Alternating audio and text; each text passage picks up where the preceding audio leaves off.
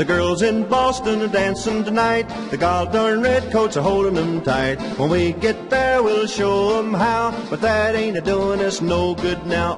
Oh yeah, this lesson here, basically George Washington being named commander and the Battle of Bunker Hill. This one is appropriately titled A Hill and a Prayer. But we're going to start off talking about Benjamin Franklin because he just about this time gets back from London to take up his seat in Congress.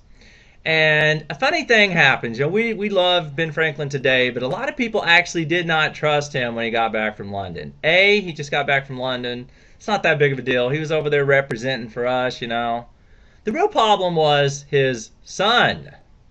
See, his son was actually a supporter of the king, and he was a royal governor of the colony of Rhode Island. Now, you all have seen paintings depicting Benjamin Franklin's son before.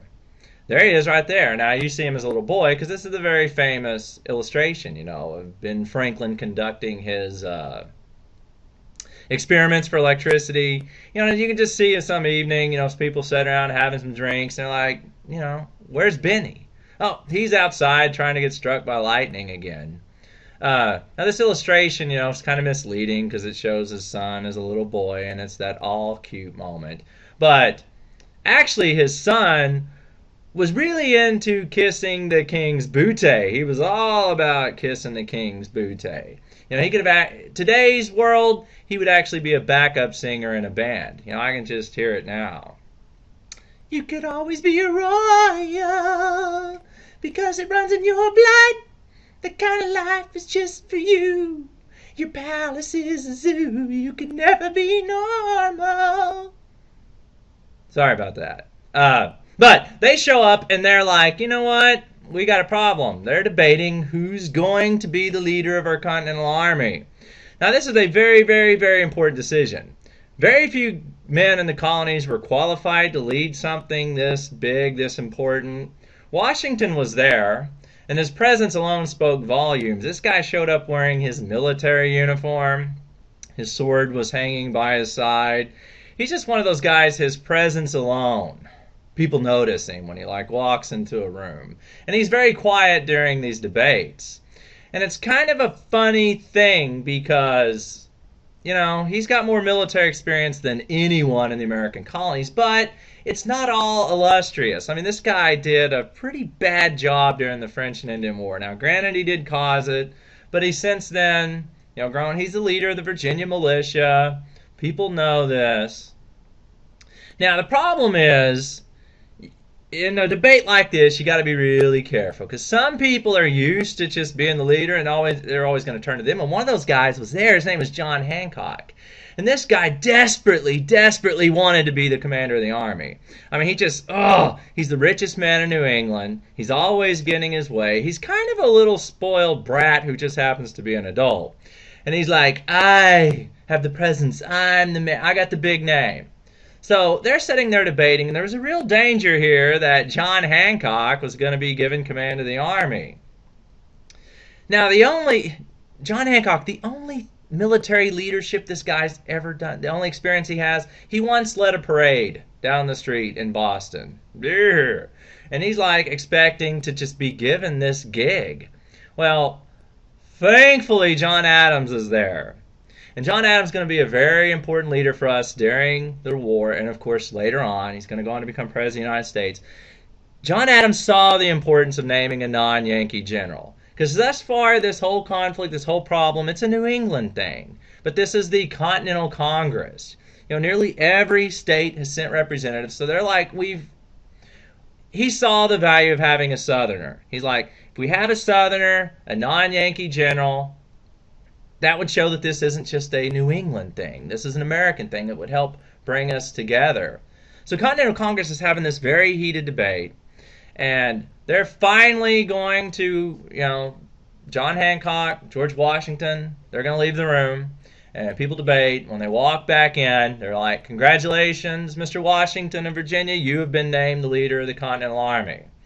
And it was a unanimous vote. Since John Hancock couldn't vote, he didn't get a vote. So thankfully the people saw what was going on here and how important this is. Now, the fact that he's a Virginian, that's going to be huge. You're going to bring Southern colonies into this war. So what do we actually know about George Washington? Well, he's 43 years old at the time. Now what that means is he's not so old that people are going to see him like this crusty old man and he's going to have a hard time getting around. But he's also not too young. So he can actually command some respect from the people. So his experience, of course, is going to be very important. But some things you may not know about him. This guy was a big-time cusser. They said he could cuss the paint right off of a wall. So I don't think he was some moral upstanding person. He was a fairly heavy drinker. I won't say more than the average person of his status back then. He also loved to gamble. Not just money, with other things. And during the war, he's going to take some huge gambles that are going to pay off, and he's going to try some other things that don't work so well. He had the equivalent of about a 5th grade education. Now, I teach 6th graders, and I've got some pretty sharp ones, but the thought of someone with a 6th grade education commanding my nation's army, kind of frightening. He also, by the time he was 20, most of his teeth had rotted out of his head. Now, most people know this. It's just surprising how young he was when this actually happened. But, he wasn't without teeth. Most people know that he had teeth made out of hippo ivory. Here's a set of those. You got hippo ivory in your mouth. These here are made of lead and ivory. Of course, having lead in your mouth, we kind of know today that's a bad idea, but that's not a charming set of teeth at all. Now, this last set here is really morbid. Apparently, in colonial America, in places like Virginia, it was perfectly okay for you to pay your slaves, or you wouldn't even have to. I guess George Washington was nice in that he offered up to a slave, hey, I'll give you some dough if you'll let us yank some of your teeth out of your head. So he had this set of teeth that was actually made of human teeth. So he had other people's teeth literally in his face. So that's kind of, I know it's kind of morbid, twisted, but that's the way things were back then. And because he's a very wealthy man, he cannot be seen walking around without teeth. Side note: he got his wealth by marrying the wealthiest widow in the American colonies. So there you go. So Continental Congress places everything on the broad shoulders of George Washington. They're like, take us to victory. And about the time he's named commander, news starts trickling in that there was a huge battle just taking place in Boston. Now, if we go to Boston and what's going on, that's of course where the war started, very near there, Lexington and Concord. The months since then in Boston have been chaotic. Thomas Gage just isn't himself. He's in shock, honestly. So the British haven't really done anything. Thomas Gage, the commanding general, doesn't know what to do. And he's got to sit around and basically wait on news from King George III on how to react. Are we at war? Are we not? You want me to do anything? You want me to attack the colonial militia? And there were 10,000 colonial militia surrounding the city, basically laying siege to it. But they weren't well organized. They didn't have a commander. And George Washington's now their commander. They're our army, but of course George Washington is not there.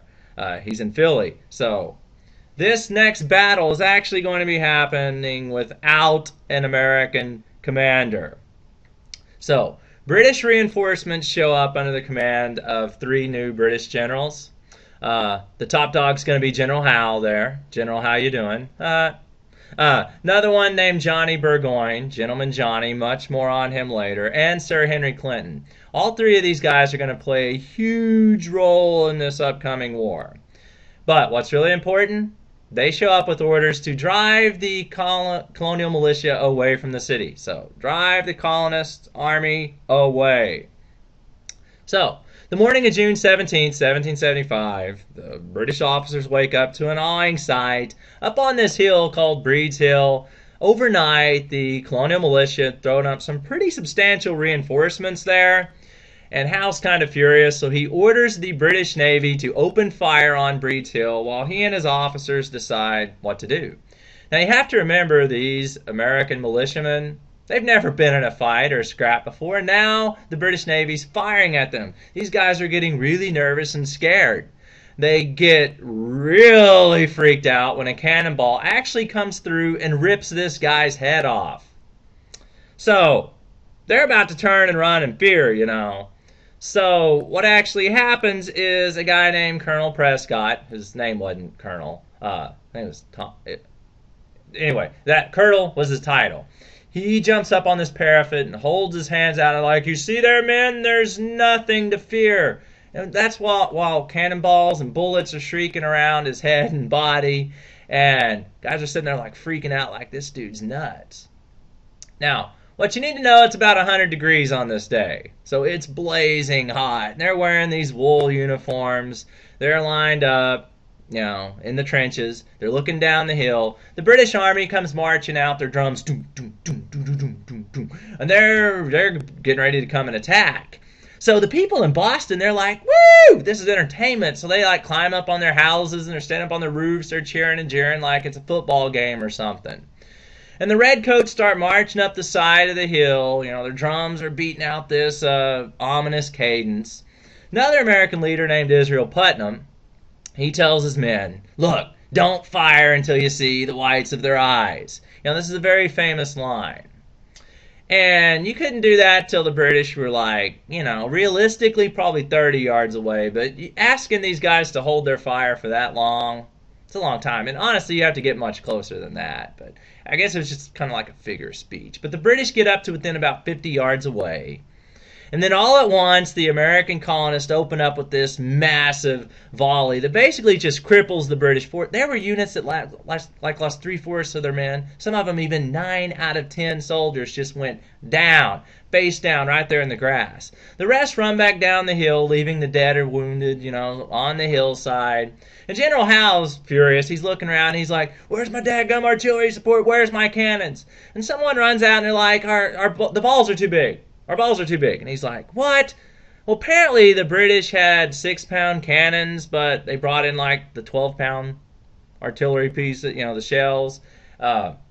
These were just like lead cannonballs, basically. So he's furious. And in a fit of rage, he sends the British up the hill a second time.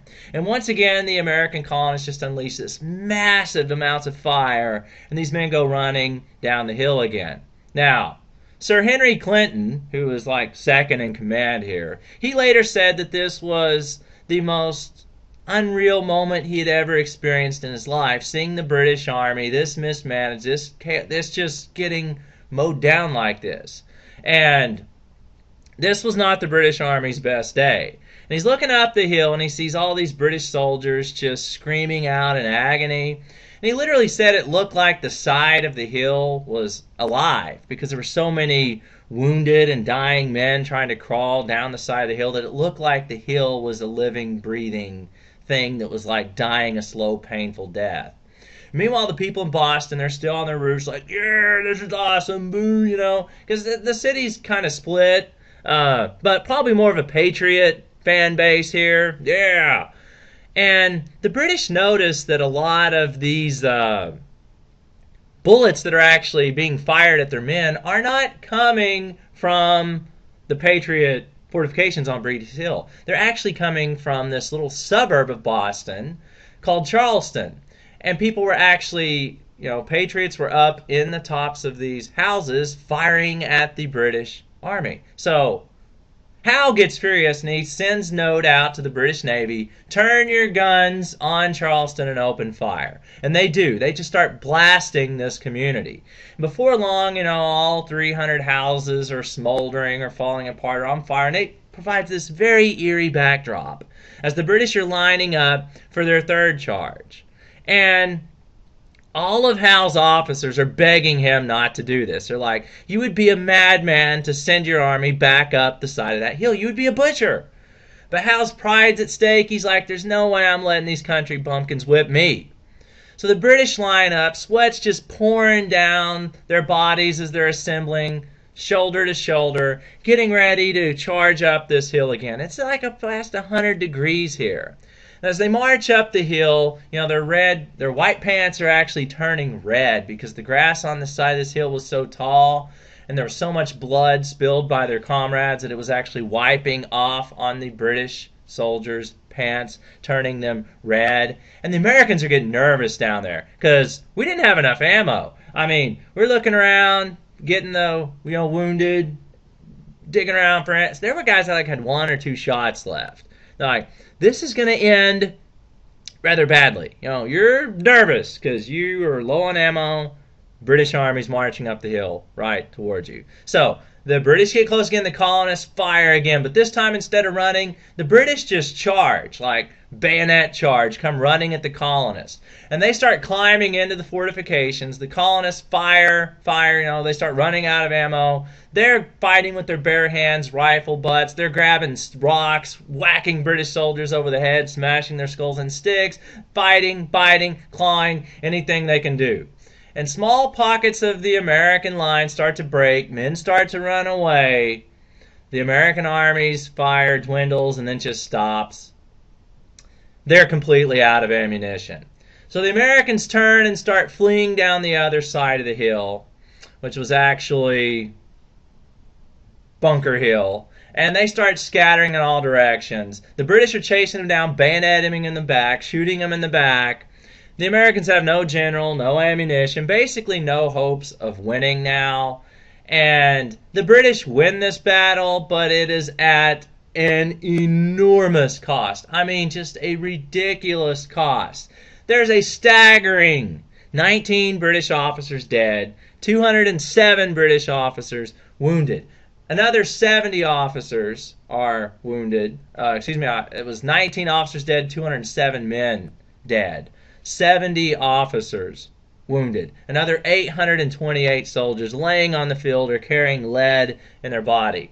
This army actually suffered over 50% casualty rate. That means when this battle started, your army was twice the size it is now. And British soldiers and officers were like openly weeping as they were carrying their dead and wounded off the battlefield.